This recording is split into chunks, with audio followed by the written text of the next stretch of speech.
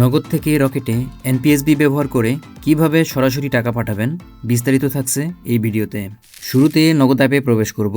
নগদ অ্যাপে প্রবেশ করার পরে ট্রান্সফার মানি নামে যে অপশানটা দেখতে পাচ্ছেন এই অপশানের উপরে ক্লিক করব।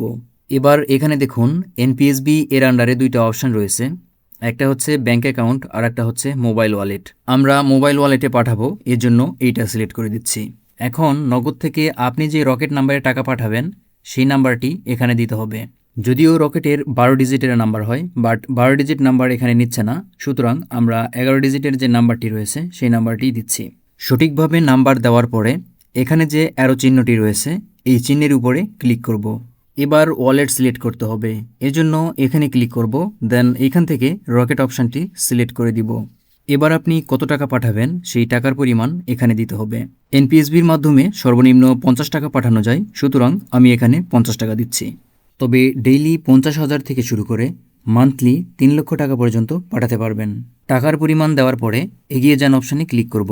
এখানে আসার পরে দেখুন এই 50 টাকা পাঠাইতে 37 পয়সা ফি লাগবে, সেই সাথে আরও 5 পয়সা ভ্যাট যুক্ত হয়ে টোটাল 42 পয়সা খরচ হবে। অর্থাৎ আমাদের 50 টাকা পাঠাইতে টোটাল খরচ আসবে 42 পয়সা। কিন্তু আপনি যখন 1000 টাকা পাঠাবেন সেক্ষেত্রে আপনার খরচ হবে 8 টাকা 50 পয়সা।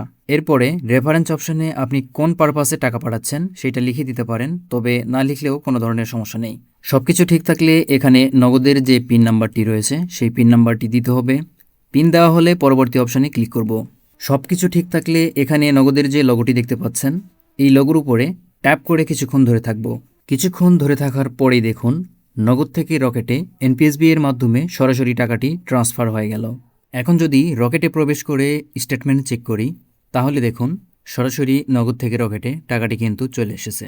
এভাবে খুব সহজেই এনপিএসবি এর মাধ্যমে নগদ থেকে রকেটে সরাসরি টাকা ট্রান্সফার করতে পারবেন।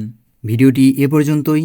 ভিডিওটি ভালো লাগলে অবশ্যই ভিডিওতে লাইক দিয়ে চ্যানেলটি সাবস্ক্রাইব করুন। অলরেডি সাবস্ক্রাইব করে থাকলে অসংখ্য ধন্যবাদ।